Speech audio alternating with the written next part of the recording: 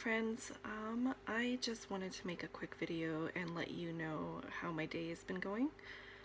So I'm kind of in the middle of a flare right now, and for those of you who don't know, I have a diagnosis of Ehlers-Danlos syndrome, and I additionally have a diagnosis of fibromyalgia and dysautonomia and mast cell activation syndrome and postural orthostatic tachycardia syndrome and gastroparesis.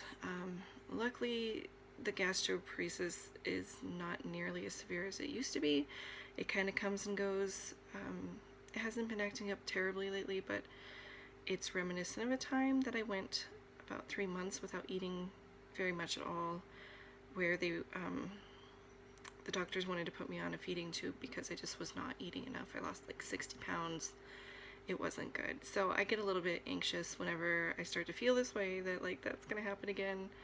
And like, I know I have a few pounds that I could lose, but I would rather be overweight and able to eat than go through that again. It was just such a nightmare. So anyway, I didn't want to leave you guys hanging and not post another video, because I know I've said that I was going to, and I'm just gonna keep subscribing to the idea that it's okay to be brutally honest and painfully vulnerable on my YouTube channel, in the hopes that it will help somebody else feel a little bit better about their situation, whether that is that they're not alone, or to educate the public about EDS, or just to keep you company, because I do watch a lot of YouTube videos when I'm lonely and stuck in bed, because it feels like somebody's there with you, and that's kind of a nice attribute of YouTube. I think it's a beautiful social media platform when used correctly. So anyway, my day today was okay.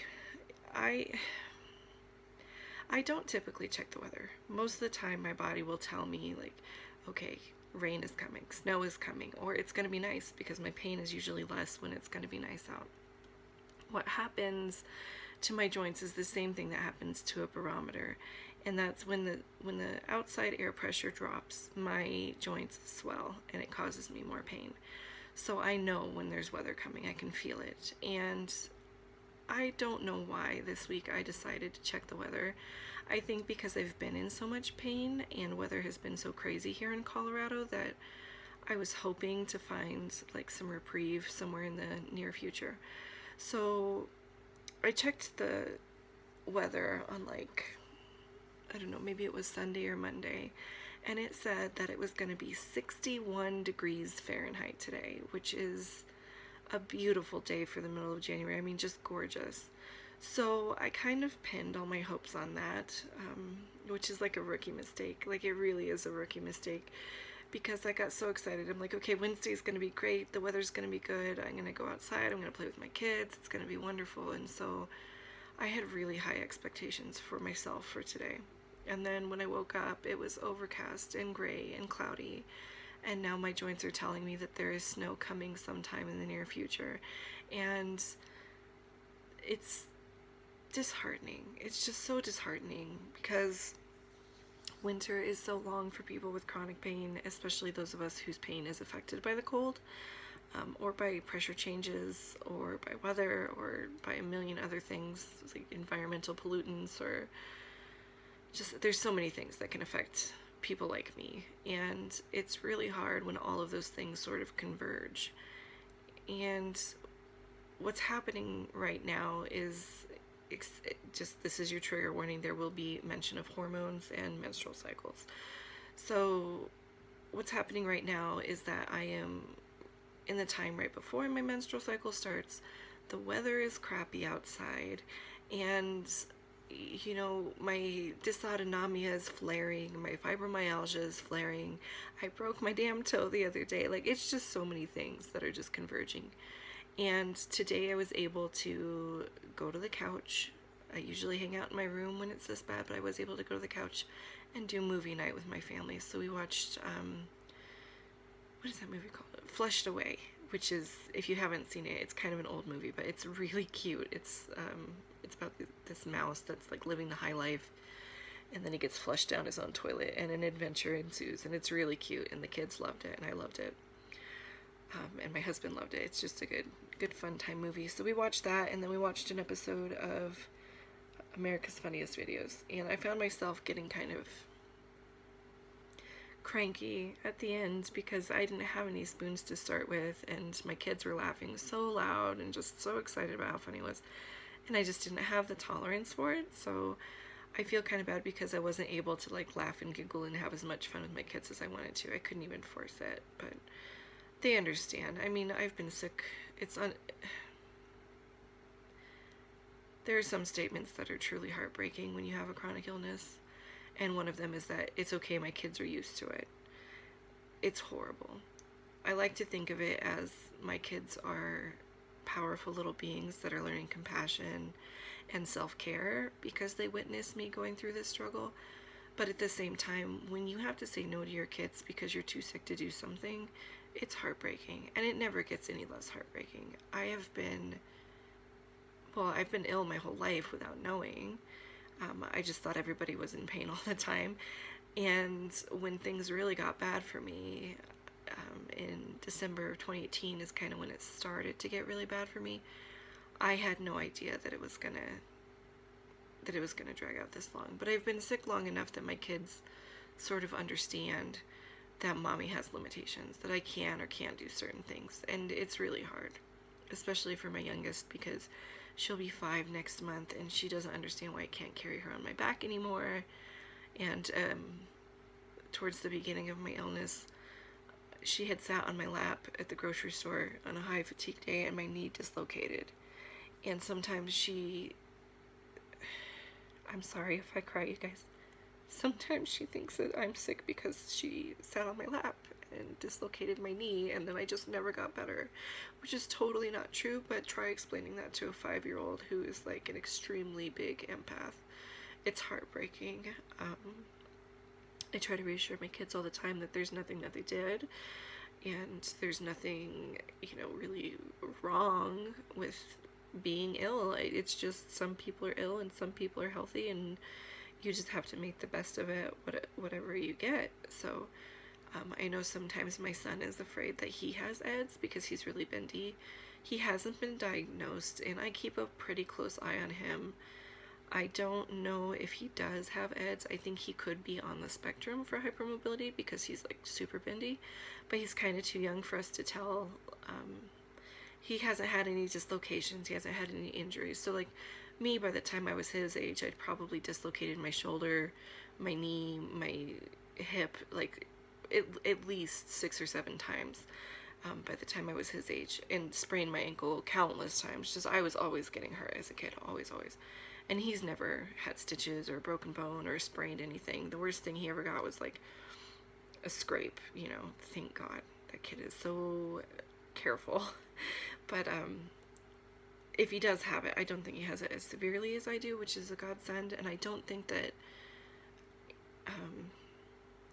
I don't want to say this in a way that would be offensive to any of my brother zebras, and I don't intend any offense by saying this, but I do think on certain levels that EDS does tend to affect females worse. One of those reasons being that our pelvises aren't fused, and hypermobility affects your joints that move. So if you have joints that aren't moving, like the female pelvis is it's like 5 different pieces of bone. You've got your pubic symphysis in the front that moves, especially after children, and I've had 2. And then you have your hips, your ball and socket joints in your hips. And then you have the 2 sides of your sacrum, and that can all dislocate and move. And in me it does. It's my biggest issue, which is why I use a wheelchair. I'm grateful that my daughter does not seem to be affected at all. She's sturdy. She's built like her daddy. But my son is very flexible, and sometimes I have concerns about it. But from what my physical therapist has told me and my own experience, it seems that the fused nature of a male pelvis really lends itself to less complications from EDS. That doesn't mean that it's not terrible for men that have EDS.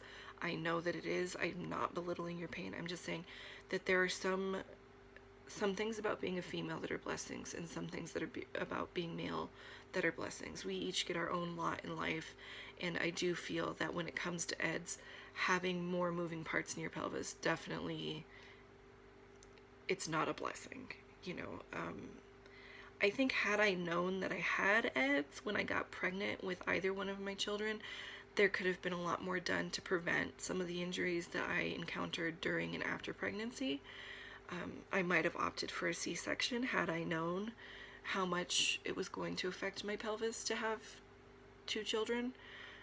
I don't regret anything, of course not. I love my babies. But I do think that had I had my diagnosis when I got pregnant with my children, I would have been a lot more careful about taking care of and preventing dislocations in my pelvic joints.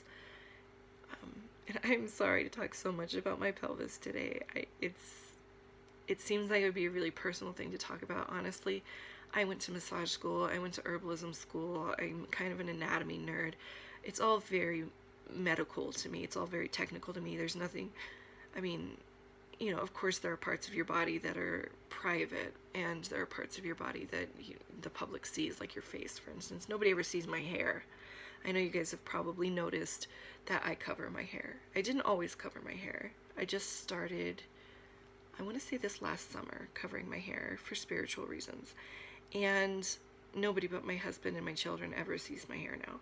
So, you know, the idea of talking about one part of your body or another as private, I understand. If it makes you uncomfortable or squeamish, I'm sorry. These are just the challenges that I go through with my EDS on a day-to-day basis, and my pelvis just happens to be very affected.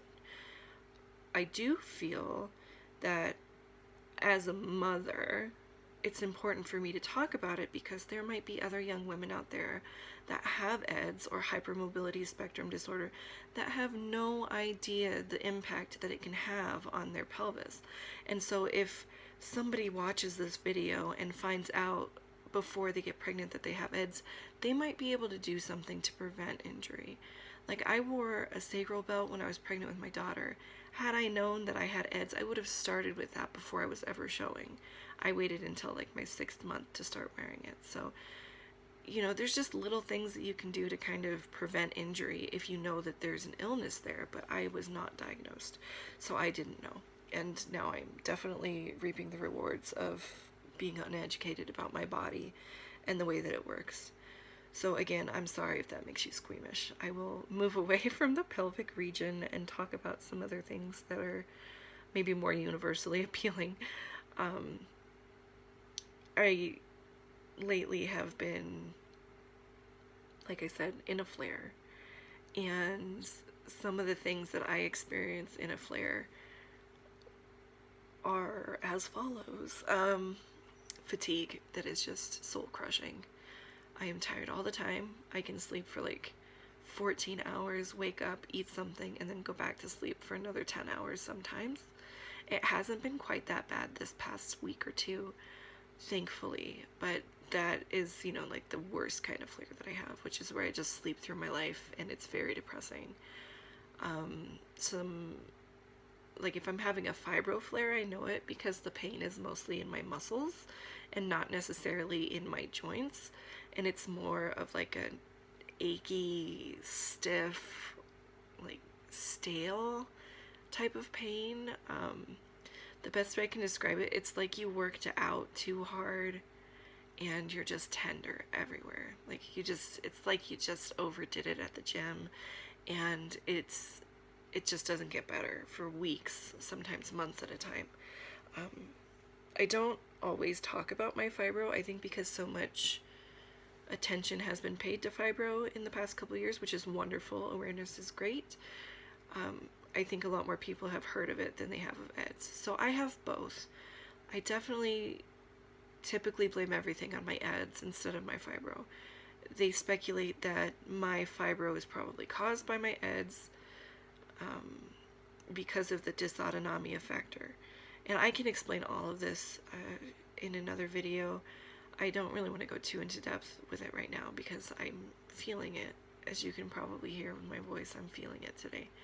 And I just wanted to make a video to like say hello, let you know how my life is going right now, just kind of be vulnerable about the fact that I don't always have the energy to make videos that are like polished. Not that they're that polished anyway, I'm just kind of a weirdo on the YouTube. But yeah, that's kind of what's been going on with me. So what do I do when I'm in a flare? I mostly stay in bed or the bath. I will live in bed or in the bath. When I'm in bed, I have, I've got tons of pillows. I'm actually in bed right now and I've got all my pillows around me.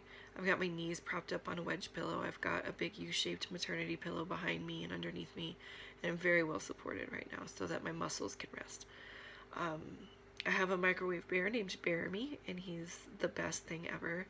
It's this brand of microwavable stuffed animals called Wormies. And I think I got it on Amazon for like 16 or 17 bucks a year or two ago.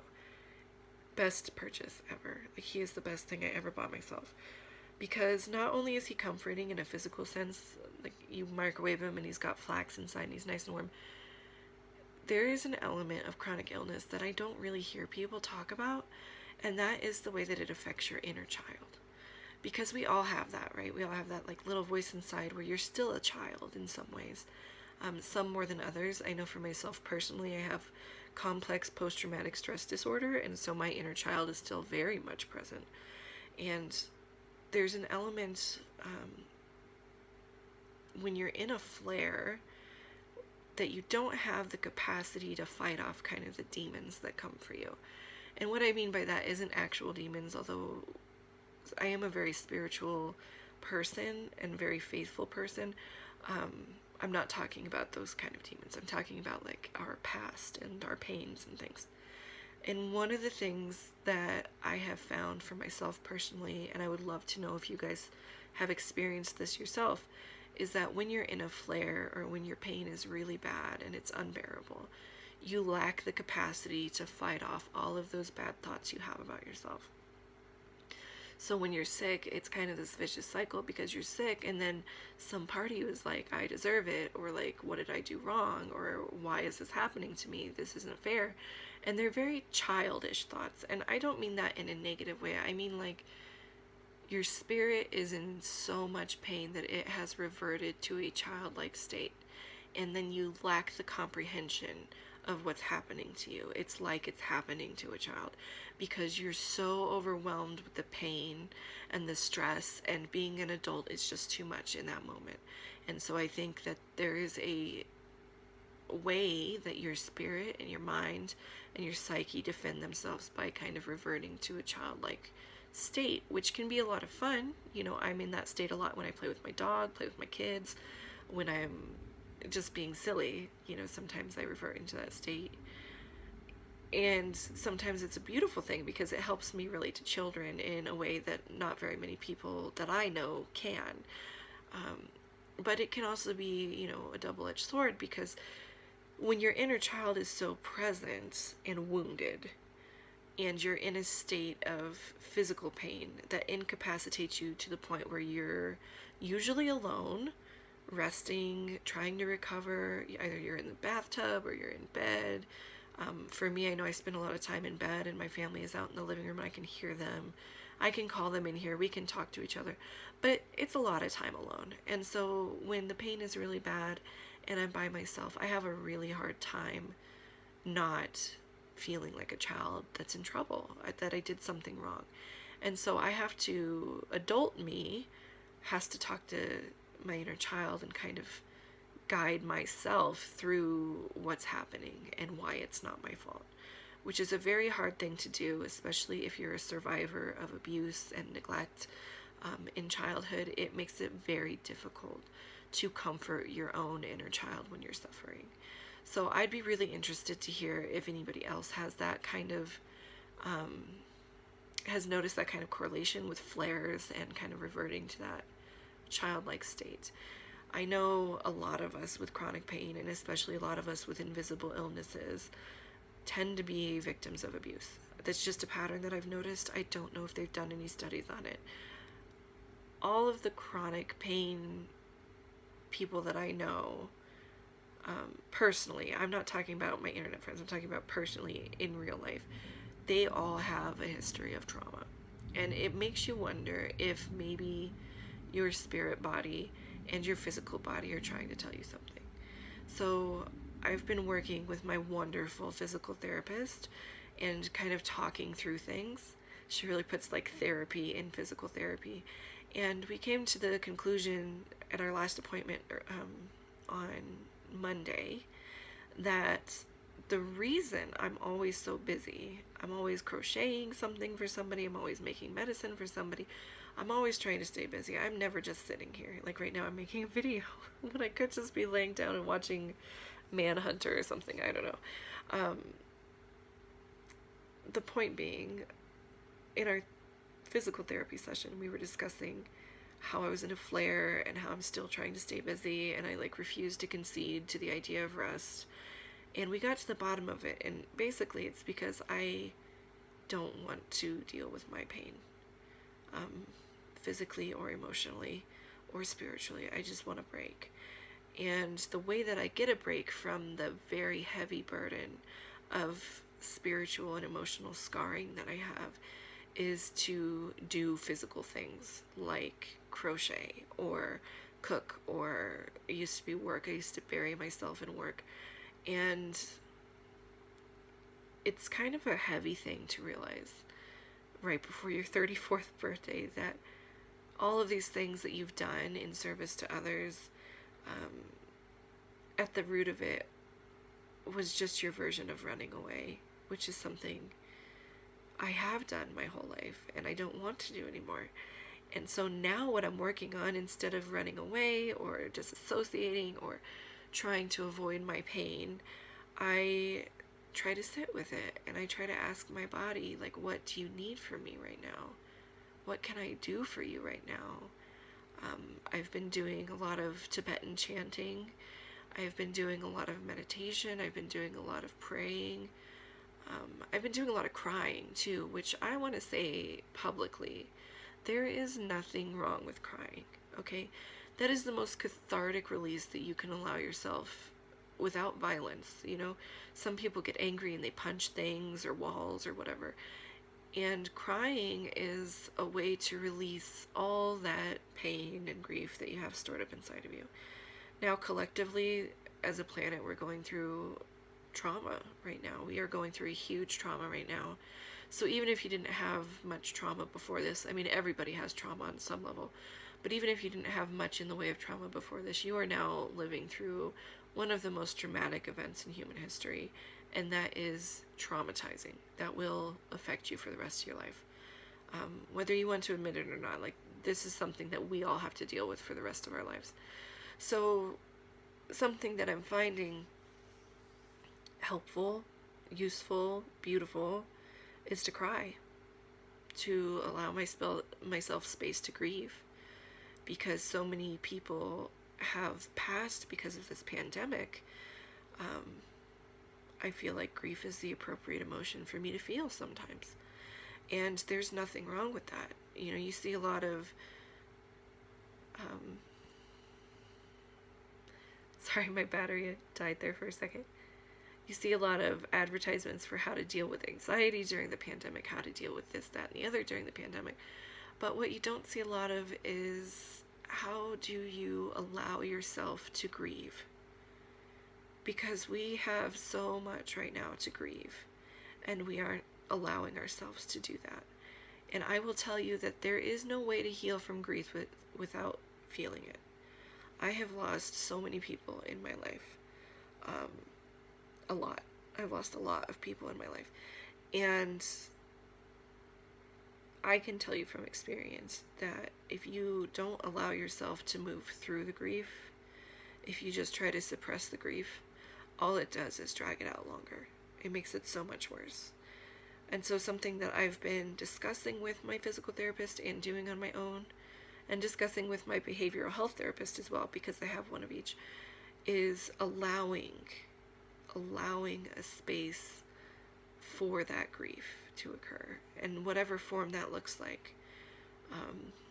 For me, it's been a lot of just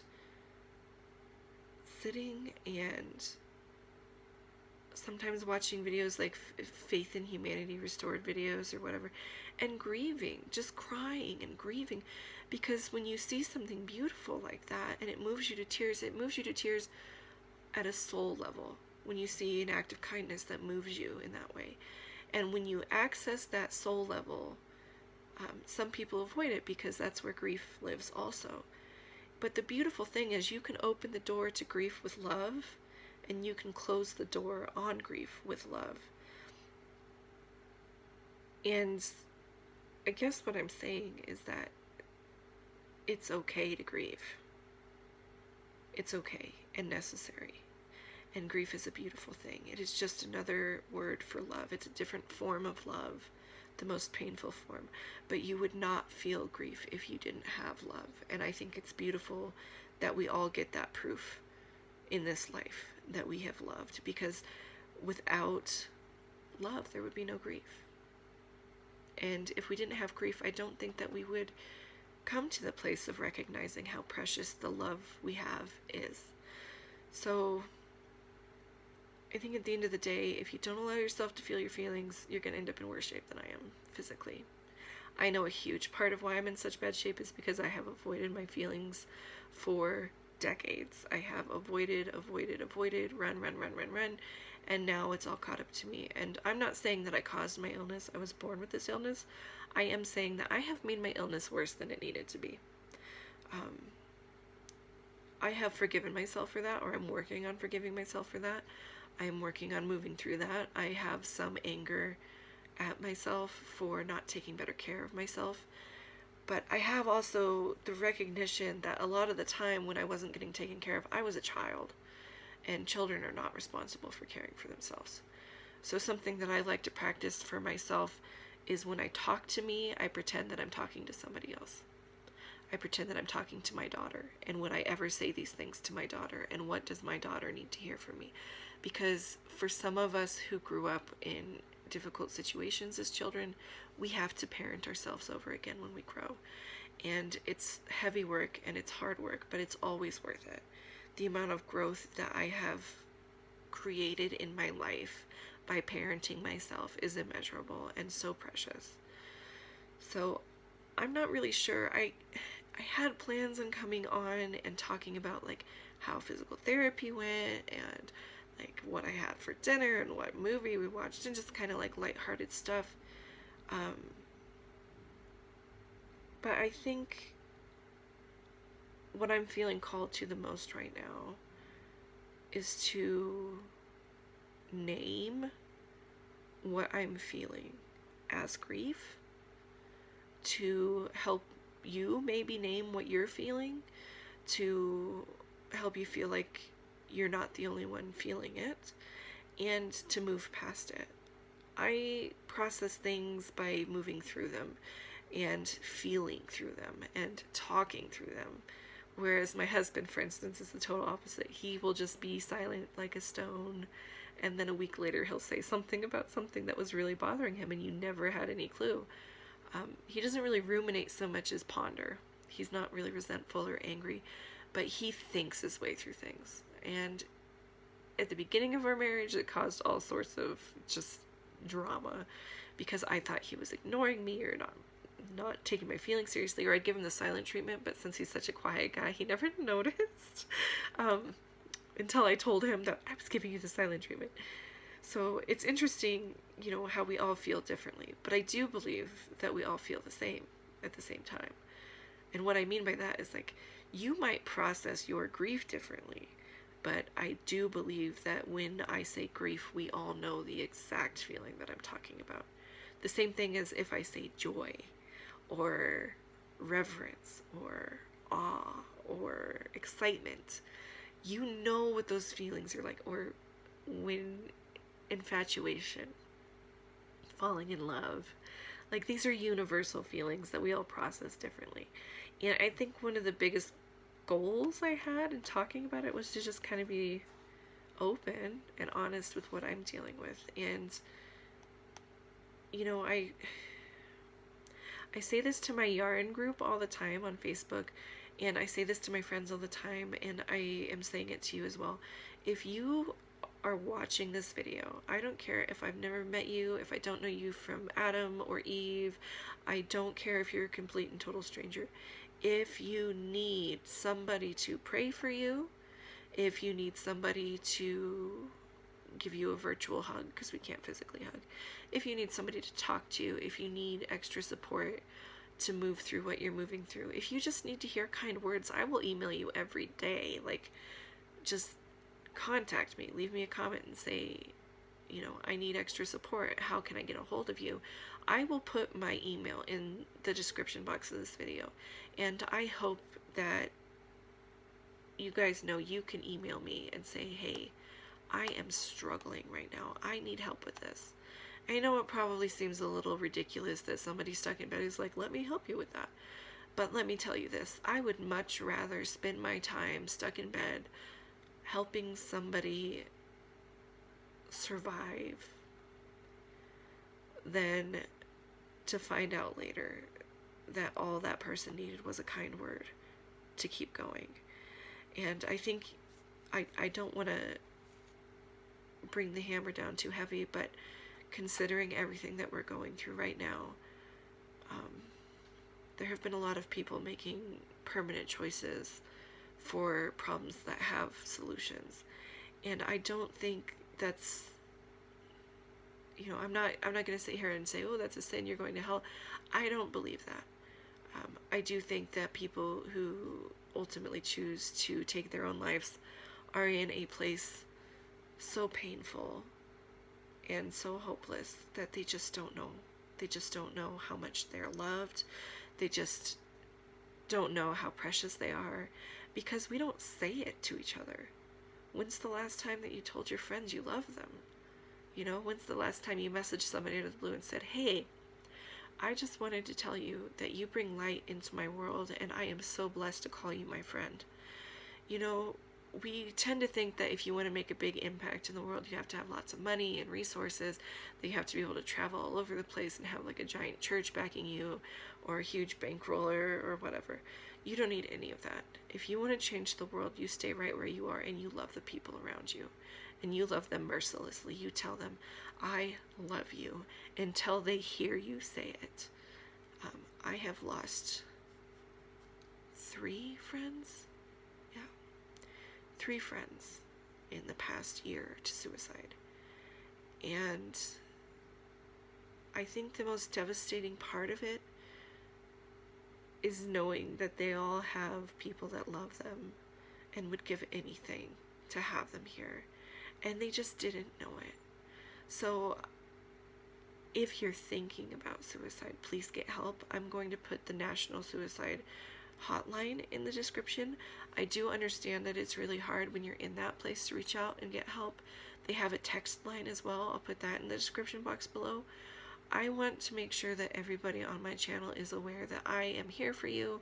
I support you. I will pray for you. Anything that I can do from my end to keep you here, I will, because you are a precious being. You are a sacred being. You are a holy being. There is no part of you that's broken. There's no part of you that is unlovable, and there is no part of you that I do not treasure having here on earth with me. So please, please stay. And if you are struggling, get help. Please, get help. I know this is a very heavy YouTube video, and I don't want to apologize for that, because I will probably get emotional, but I lost a friend to suicide about a week ago. And I just don't ever want to go through that again. And I don't want anybody else to go through that again. And I think the desperate, hopeless place that you have to be in to make that choice is more heartbreaking than the choice itself.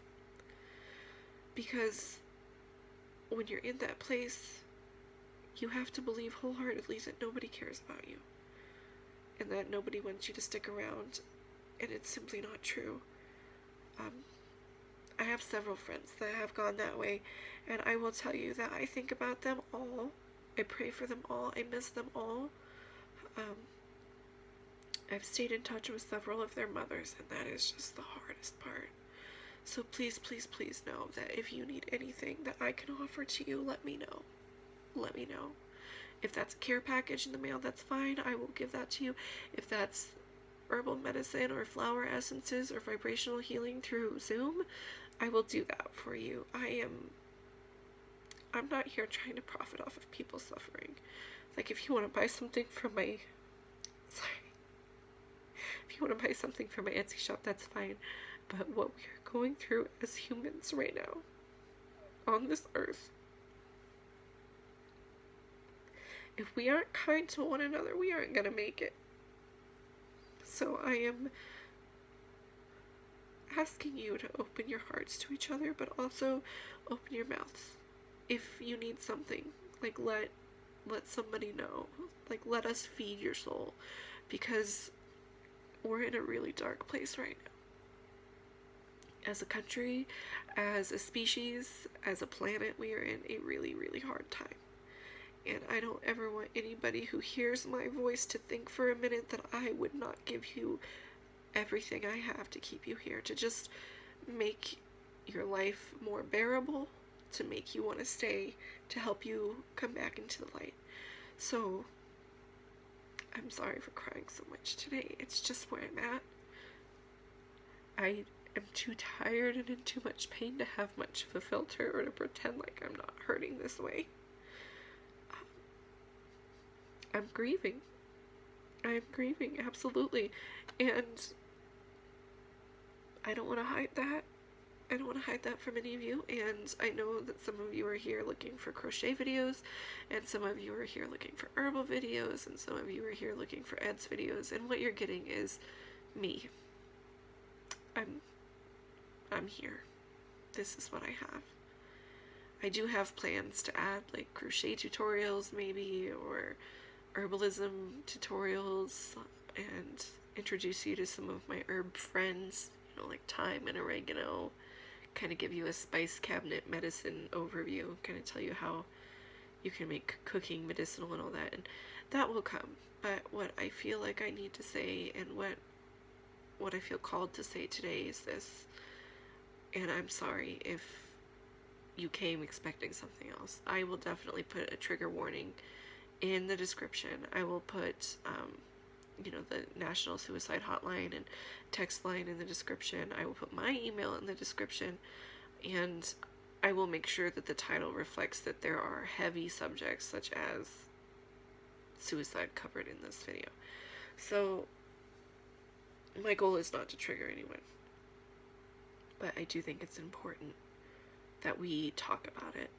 I think it's important that you know that we are all together in this, even though we can't see each other in person, even though I can't give you a hug or hold your hand. I am here. I am here with you, and I am praying for all of you. And I really do love you. When I say that, when I sign off, I know some people probably think it's weird, but here's the thing. I'm not going to go into really deep detail about my near-death experience right now, except to say this. I died once, and I came back with a deeper understanding of what's important in this life. And when I say I love you, I mean it. I really do. And I mean it about people that are doing the wrong things, and I mean it about people that are doing the right things, and I mean it about the homeless people I see on the street every day when we get in the car and go anywhere. There is no creature on God's green earth that I do not love, and that's just who I am. It's caused me a lot of heartache throughout my life, because it is not easy loving everybody all the time. But I will tell you, like, when I say that on here, I mean it. That's for you. I know, like, however many people watch the video, you're like, yeah, you say that, and then it's all these people, and it's for all of us. No, it is literally just for you. And I say it so that it reaches you. I know, there's more than one of you. That's okay. You can love more than one person and mean it, right? I love all of you, and I'm so grateful that you're here on my channel to hear my crazy yarn lady rants and just these tangents. I don't know. I had like a whole script planned out for this video, and it's out the window, which basically sums up my life. So again, your friendly neighborhood weirdo being weird, talking about weird stuff, and then taking you to the deepest, darkest depths of your soul. But if you can't handle it, you're probably on the wrong channel. Because I definitely am not a surface person. So I hope that you continue to come back and dive deep with me. They won't all be this heavy, I promise. And I just really appreciate you being here, and I hope that you stay. I hope that you guys all have a wonderful rest of your week, and that I hear from some people. I would love to hear some good news if anybody has good news, but feel free to comment down below about anything you want to talk about. If it is inappropriate, I will delete it. But, you know, tell me your good news. Tell me something cute your dog did. Tell me that your kid took his first steps. Tell me that your boyfriend proposed. I don't care. I need good news. Send me good news. I would love to hear it. So I hope you guys have a wonderful rest of your week, and I love you. Take care of yourselves and each other, okay? Make sure you drink enough water. Bye.